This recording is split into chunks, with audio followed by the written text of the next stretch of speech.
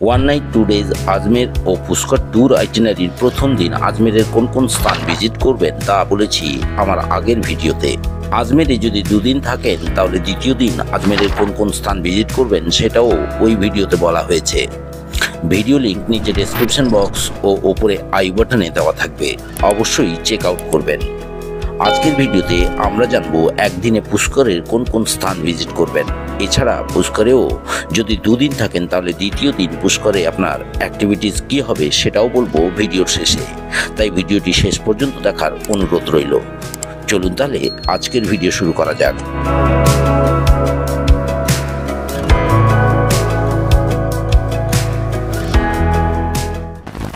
আজমের ভ্রমণ কমপ্লিট করে চলে আসুন পুষ্কর। আজমের থেকে মাত্র 15 কিলোমিটার দূরে আজমেরের উত্তর পশ্চিমের একটি মন্দির শহর হলো পুষ্কর। আজমের ও পুষ্কর ভ্রমণকালে আপনি আজমেরে হোটেল স্টে করেও পুষ্কর ভ্রমণ করতে পারেন, অথবা আজমের শহরের দর্শনীয় স্থানগুলি ভিজিট করে দিনের শেষে পুষ্কর এসে এখানেও হোটেল স্টে করতে পারেন ও পরের দিন পুষ্করের দর্শনীয় স্থানগুলি ভিজিট করে নিতে পারেন। পুষ্করের দর্শনীয় স্থানগুলি ভিজিট করার জন্য একদিনই যথেষ্ট, কারণ পুষ্করের প্রধান দর্শনীয় স্থানগুলি সবই প্রায় ওয়াকিং ডিস্টেন্সে অবস্থিত। পুষ্কর ভ্রমণের প্রথম ডেস্টিনেশন হলো পুষ্কর লেক। পুষ্করের সবচেয়ে পবিত্র সবচেয়ে জনপ্রিয় স্থান হলো পুষ্কর লেক। পুরা কাহিনী অনুসারে ভগবান ব্রহ্মা এখানে বজ্রনাভ নামে এক রাক্ষসকে বধ করেন ও তার হাত থেকে পদ্মফুলের একটি পাপড়ি পড়ে এই পুষ্কর সরোবরের সৃষ্টি হয়। এছাড়া পৌরাণিক মতে পঞ্চ সরোবরের পবিত্রতম সরোবরটি হল পুষ্কর সরোবর এবং কোনো তীর্থই সম্পূর্ণ হয় না এই সরোবরের জলে স্নান না করলে, তাই পুষ্করকে তীর্থরাজও বলা হয়। পুরা কাহিনীতে এও উল্লেখ আছে যে রাম তার পিতা দশরথের অস্থি এই পুষ্করের জলেই বিসর্জন করেছিলেন। ইন্টারন্যাশনাল বিজনেস টাইমসের সার্ভে অনুযায়ী বিশ্বের প্রধান 10টি ধার্মিক স্থলের মধ্যে পুষ্কর অন্যতম এবং ভারতের প্রধান 5টি হিন্দু তীর্থস্থলের মধ্যে একটি হলো পুষ্কর। পুষ্কর লেকের 52টি ঘাট আছে এবং এর মধ্যে বৃহত্তম হলো জয়পুর ঘাট।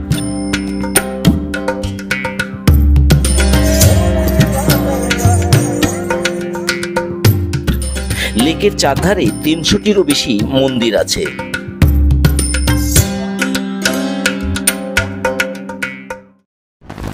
পুষ্কর লেকের ধারে প্রতিষ্ঠিত ব্রহ্মা মন্দির পুষ্করের একটি প্রধান দর্শনীয় ধার্মিক স্থান। হিন্দু মান্যতা অনুযায়ী 14দশ শতকে ঋষি বিশ্বামিত্র এই মন্দিরটি প্রতিষ্ঠা করেছিলেন এবং এখানে বিশ্বের একমাত্র 4মুখী ব্রহ্মার মূর্তির পূজা হয়। সৃষ্টিকর্তা ব্রহ্মার সঙ্গে এখানে তার দ্বিতীয় পত্নী গায়ত্রী মাতার মূর্তিও বিরাজমান। প্রথমে এটি বিশ্বের একমাত্র ব্রহ্মা মন্দির হিসেবে বিবেচিত হতো, কিন্তু বর্তমানে ভারতের আরও 5টি অঞ্চলে ব্রহ্মা মন্দির প্রতিষ্ঠিত এবং ভারতের বাইরে বালি, থাইল্যান্ড ও কম্বোডিয়াতেও ব্রহ্মা মন্দির রয়েছে। তাই পুষ্কর ভ্রমণের সময় প্রথমে পুষ্কর লেকে স্নান করে অথবা লেকের জল গায়ে ছিটিয়ে দর্শন করুন ব্রহ্মা মন্দির। পুষ্কর লেক ও ব্রহ্মা টেম্পল দর্শন করে ঘুরে নিন পুষ্কর বাজার, যেখানে আপনি ছুঁচ থেকে তরোয়াল সব কিছু পাবেন। Traditional Rajasthani garment, jewellery, bag, decor items, জুতো, হ্যান্ডিক্রাফটস, খেলনা, বাসনপত্র, glass item, puppet, wooden item, এমনকি এয়ার রাইফেল, ড্যাগার, তরোয়াল প্রভৃতি অস্ত্র এই বাজারে কিনতে পারবেন। তাই এই বাজার রাজস্থানের ইউনিক বাজারগুলির মধ্যে অন্যতম। বাজারের বিভিন্ন জায়গায় বহু খাবার দোকান ও ধাবা রয়েছে। এখানে আপনি রাজস্থানী খাবার দাবার টেস্ট করতে পারেন। কেনাকাটা ছাড়াও শুধুমাত্র ঘুরে দেখার জন্য পুষ্কর বাজার পর্যটকদের কাছে অত্যন্ত জনপ্রিয়।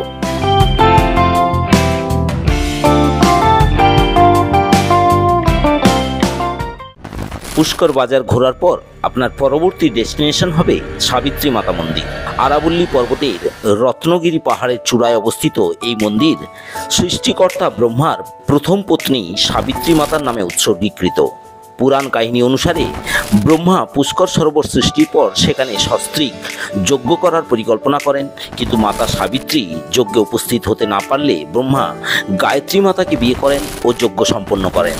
এতে সাবিত্রী মাতা ক্রুদ্ধ হন এবং ব্রহ্মাকে শাপ দেন যে সমগ্র জগতে তার একটি মাত্র মন্দির স্থাপিত হবে। এরপর তিনি ব্রহ্মার উপর নজর রাখার জন্য রত্নগিরি পাহাড়ে গিয়ে অবস্থান করতে থাকেন। সাবিত্রী মাতা মন্দিরে আসার জন্য আপনাকে পুষ্কর বাজার থেকে মোটামুটি 10 মিনিট হেঁটে এর এন্ট্রি পয়েন্টে পৌঁছতে হবে এবং এখান থেকে 930টি সিঁড়ি চড়ে অথবা রোপওয়েতে করে মন্দির পর্যন্ত পৌঁছতে হবে। এই মন্দিরে সাবিত্রী মাতার মূর্তির পাশাপাশি গায়ত্রী মাতার মূর্তিও বিরাজমান এবং এখানে প্রথমে সাবিত্রী মাতার পুজো হয়, তারপর গায়ত্রী মাতার। এই মন্দির চত্বর থেকে সমগ্র পুষ্কর শহর ও আরাবল্লী পর্বতের অপরূপ সৌন্দর্য উপভোগ করা যায়। এছাড়া এখানে সানসেটের সময় এলে সানসেটেরও অপরূপ সৌন্দর্য উপভোগ করতে পারবেন। মন্দিরের শহর পুষ্করে প্রায় 500টিরও বেশি হিন্দু মন্দির প্রতিষ্ঠিত। তেমনি পুষ্করের একটি প্রসিদ্ধ মন্দির হল শ্রী রামা বৈকুণ্ঠনাথ স্বামী মন্দির। এই মন্দির বিষ্ণুর অবতার শ্রীরামকে উৎসর্গীকৃত। মন্দিরের অসাধারণ স্থাপত্য পর্যটকদের আকর্ষিত করে। 20 বিঘা অঞ্চল জুড়ে বিস্তৃত এই মন্দিরের অভ্যন্তরে প্রধান মন্দির বৈকুণ্ঠ ভেঙ্কটেশ ছাড়াও আরও 8টি মন্দির বিদ্যমান। এছাড়াও এই মন্দির কমপ্লেক্সের অভ্যন্তরে রয়েছে রেসিডেন্সিয়াল কোয়ার্টার, স্কুল, গার্ডেন প্রভৃতি। মূল মন্দির বৈকুণ্ঠ ভেঙ্কটেশ দক্ষিণ ভারতীয় দ্রাবিড় স্থাপত্য শৈলীতে নির্মিত এবং এই স্থাপত্যের গায়ে 361 জন হিন্দু দেবদেবীর মূর্তি খোদিত। উত্তর ভারতে দক্ষিণ ভারতীয় স্থাপত্য শৈলীতে নির্মিত মন্দিরটি নিউ রংজি টেম্পল নামেও পরিচিত। তাই পুষ্কর ভ্রমণকালে সময় বের করে এই মন্দিরটি অবশ্যই ভিজিট করুন।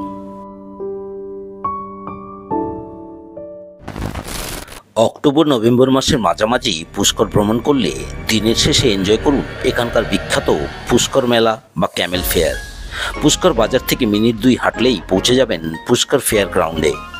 এখানেই প্রতি বছর 5 থেকে 10 দিন ব্যাপী একটি বিরাট মেলার আয়োজন হয়। দেশ বিদেশ থেকে বহু পর্যটক এই মেলা দেখতে আসেন। মেলার দিনগুলিতে সারাদিন ধরে নানা অনুষ্ঠান আয়োজিত হয়। ভিডিও পজ করে এই প্রোগ্রাম চার্টটি থেকে অনুষ্ঠানগুলির নাম জেনে নিতে পারেন। অনুষ্ঠানগুলির মধ্যে লোকাল বনাম ফরেনারদের বিভিন্ন ইভেন্টগুলি বেশ জনপ্রিয়। এছাড়া camel race, cattle trade, horse dance, camel dance, moustache competition, sand art exhibition, লাংড়ি টাং, গ্রুপ ডান্স প্রভৃতি বেশ উপভোগ্য।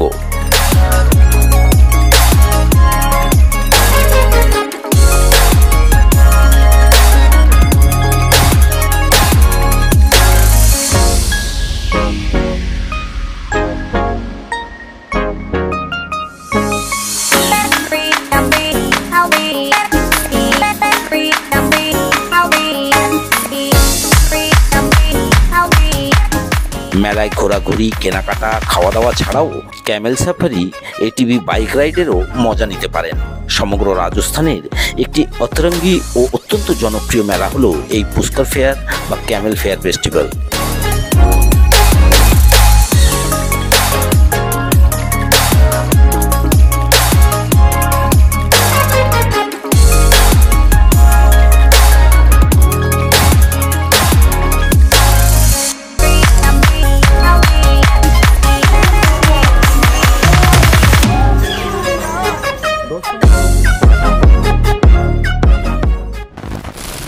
একদিনের পুষ্কর ভ্রমণে এই সকল স্থানগুলি ভিজিট করে নাইট স্টে করুন পুষ্করের হোটেলে এবং পরের দিন সকাল সকাল বেরিয়ে পড়ুন পরবর্তী গন্তব্যের উদ্দেশ্যে।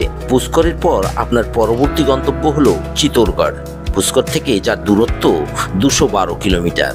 পুষ্করে যদি 2 দিন থাকেন তাহলে দ্বিতীয় দিন ভিজিট করুন বরাহা টেম্পল। বিষ্ণুর 3য় অবতারকে সমর্পিত এই মন্দিরটি মুঘল সম্রাট ঔরঙ্গজেব ধ্বংস করেন ও পরবর্তীকালে রাজা সওয়াই মানসিং দ্বিতীয় এটি পুনর্নির্মাণ করেন। পুষ্কর লেকের ধারে অবস্থিত মন্দিরটি পুষ্করের 8টি প্রধান মন্দিরের মধ্যে একটি। এরপর ভিজিট করুন গুরুদ্বারা সাহিব। পুষ্করে শিখ সম্প্রদায়ের একটি পবিত্র স্থল হল গুরুদ্বারা শ্রী সিং সভা। শিখ সম্প্রদায়ের প্রথম গুরু শ্রী গুরু নানকজি 1511 খ্রিস্টাব্দে এবং শেষ গুরু গোবিন্দ সিংজি 1707 খ্রিস্টাব্দে পুষ্করে এসেছিলেন। তাদের স্মরণেই পুষ্কর লেকের পাশেই সাদা মার্বেল পাথরে নির্মিত এই গুরুদ্বারা। পুষ্কর ভ্রমণকালে এই গুরুদ্বারাটি অবশ্যই ভিজিট করুন।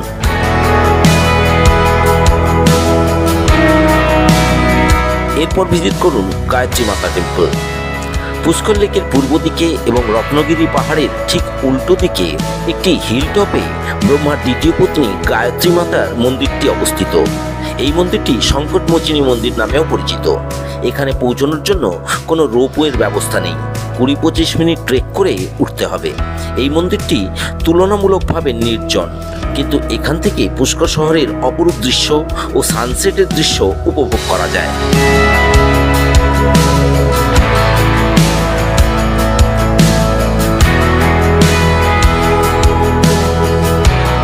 তারপর ভিজিট করুন ওল্ড রংজি টেম্পল। মুঘল, রাজপুতানা ও দক্ষিণ ভারতীয় স্থাপত্য রীতিতে নির্মিত এই মন্দিরটি 1823 খ্রিস্টাব্দে নির্মিত হয়েছিল এবং এটি ভগবান বিষ্ণুর অবতার রংজি ভগবানকে সমর্পিত। এটি পুষ্করের প্রাচীনতম মন্দিরগুলির মধ্যে একটি। পুষ্কর ভ্রমণের দ্বিতীয় দিন সবশেষে সন্ধ্যায় পুষ্কর লেকের ব্রহ্মাঘাট অথবা বরাহঘাটে মহা আরতি অনুষ্ঠানে যোগ দিন। বহু ভক্ত ও পর্যটকের সমাগমে এই আরতি অনুষ্ঠান ও সমগ্র পুষ্কর লেক অত্যন্ত আকর্ষক ও ভক্তিপূর্ণ হয়ে ওঠে। পুষ্কর ভ্রমণে বরাহঘাটের মহা আরতি অনুষ্ঠান উপভোগ করেই পুষ্কর ভ্রমণ সম্পূর্ণ করুন।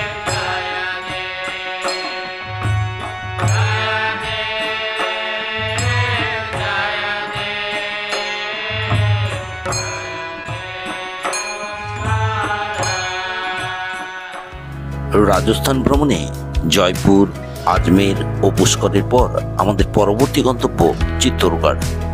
পুষ্করের আজকের ভিডিওটি কেমন লাগলো কমেন্ট করে অবশ্যই জানাবেন। ভিডিও ভালো লাগলে লাইক ও শেয়ার করুন এবং এরকম আরও ভিডিও দেখার জন্য চ্যানেলটি সাবস্ক্রাইব করতে পারেন। শীঘ্রই ফিরছি পরবর্তী ভিডিও নিয়ে। ভিডিওটি শেষ পর্যন্ত দেখার জন্য ধন্যবাদ।